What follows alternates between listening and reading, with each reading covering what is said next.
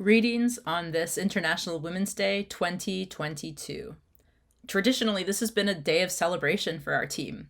Our colleagues in Afghanistan would get an enormous icing-drenched cake, the male staff would buy roses for the female staff, and they'd throw a party. We are not celebrating this year. Instead, we are grieving alongside our colleagues, our partners, and our program participants for the rights they have lost and the damning silence in response. I've said it many times before. It didn't have to be this way. The United States and the international community didn't need to hand a country and its population to the Taliban on a platter, with hardly even the facade of a protest. The half-hearted warnings about forming an inclusive government and respecting rights and pluralism are not very comforting to the millions of girls now barred from classrooms, the millions of women out of work, the families now facing starvation, and the women activists who are either in jail, hiding, or fleeing their home country to stay alive. This International Women's Day, I am reminded that the international community can often be better at symbolic statements than they are at meaningful actions. So let's not make this March 8th another moment of symbolism. As the months since the Taliban seizure of Afghanistan's government drag on, things seem to be settling into a passive acquiescence of the situation. Governments seem to be resolved that the best they can do is ignore the new government, help a tiny fraction of the population resettle elsewhere, send some humanitarian aid, and occasionally issue statements of condemnation. But even those have receded recently as the crisis in Afghanistan is eclipsed by another that has captured the world's attention. It is not in any way useful to rank humanitarian and human rights crises. Human suffering doesn't easily conform to a pyramid. All suffering is deplorable. Rather than swap one people's misery for another, we have to expand our emotional bandwidth. Opposing the invasion of democratic Ukraine is a righteous cause that every Canadian should stand up for. I, too, am tormented by the images and news pouring out of this evolving tragedy. And as a Canadian with Ukrainian heritage, I am acutely aware that this is not the first time Ukraine has suffered the suffocating crush of a Russian government that seeks to dominate it at unspeakable human cost. But the overlap of the crises in Ukraine and in Afghanistan makes it impossible to not draw comparisons. And I think this is useful and necessary not to cynically keep tallies of which tragedies get attention and which don't, but to better understand ourselves and our collective responses to the suffering of others, and how we can pull out of ourselves all the empathy others need from us when they experience the sudden loss of rights. There are many comparisons. I will limit myself to just a few.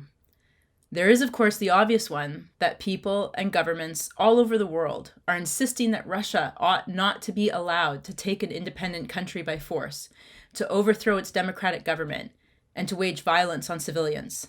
There was, similarly, shock and outrage from all over the world when the Taliban took Kabul by force, overthrowing its elected government and imposing their radical theocracy.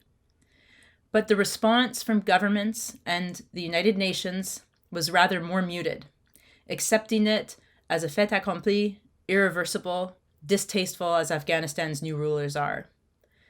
But more than this fairly standard behavior from state parties and their representative institutions, I am more interested in the extent to which we see ourselves implicated in the fates of others, how we witness the pain of others.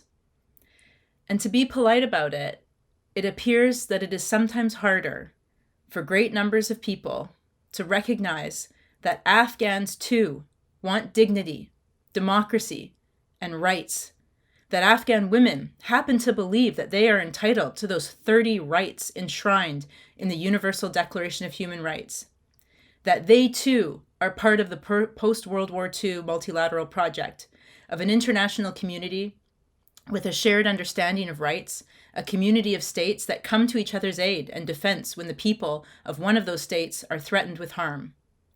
Except that in Afghanistan, that didn't happen. And that's the thing. That's the thing I can't get over. It's tempting to see this as a failure of internationalism, but I'm not ready to give up.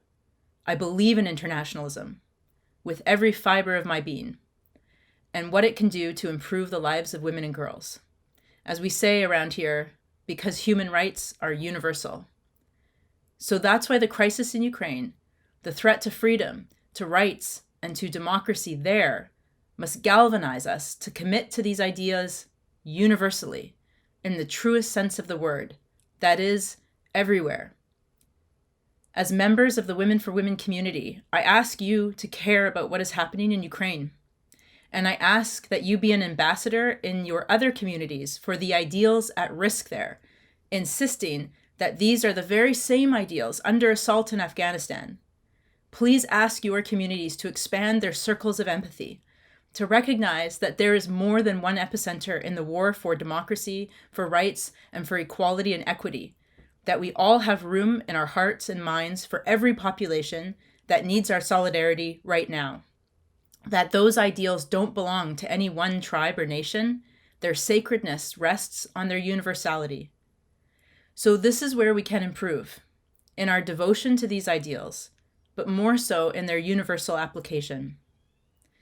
There was another time in history where nearly the whole world watched in outrage as a democratic country was violently attacked, unprovoked by authoritarian forces, and hearts stirred enough in solidarity that people who were completely unaffected and a safe distance from that violence nonetheless made the decision to go and defend democracy.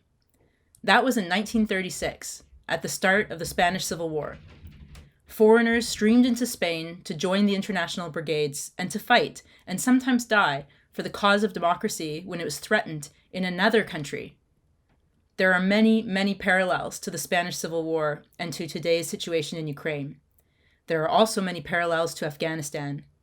And I've often thought over the years about why it is that it seems to be harder for the world to see an attack on democracy in Afghanistan as an attack on democracy writ large. About why it is that we have failed to see our rights wrapped up in the rights of those fighting to preserve those supposedly universal ideals. The map of the world shows lines between countries, but those are lines drawn on paper. For the most part, those lines do effectively keep people trapped behind them, stuck in the country they were born in.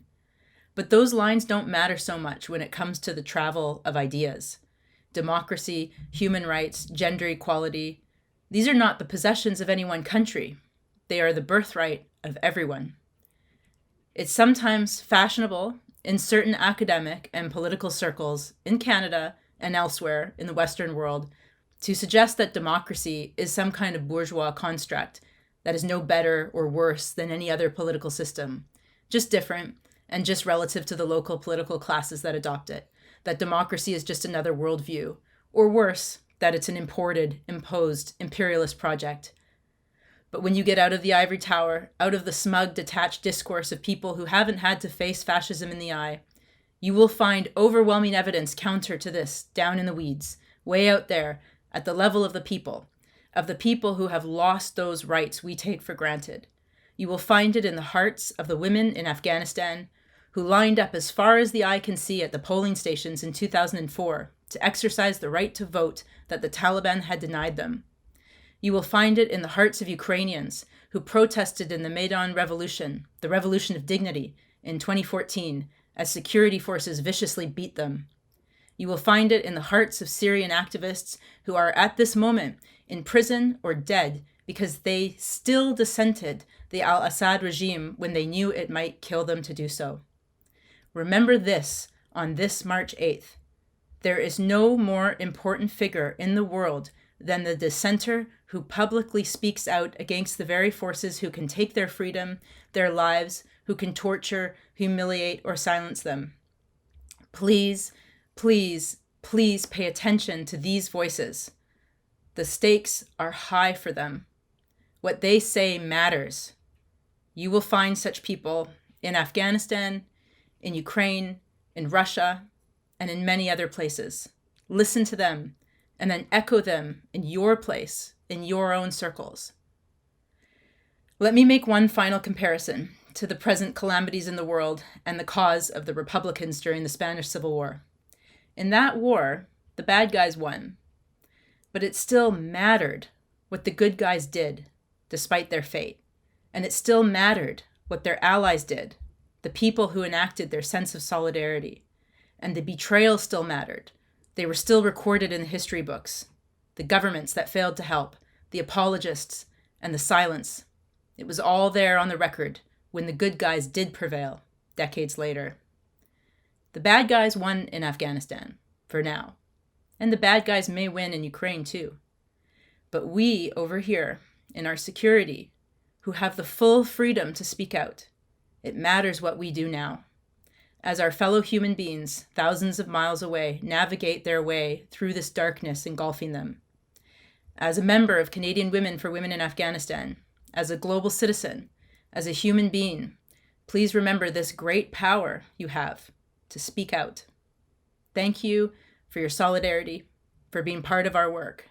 It matters. Happy International Women's Day.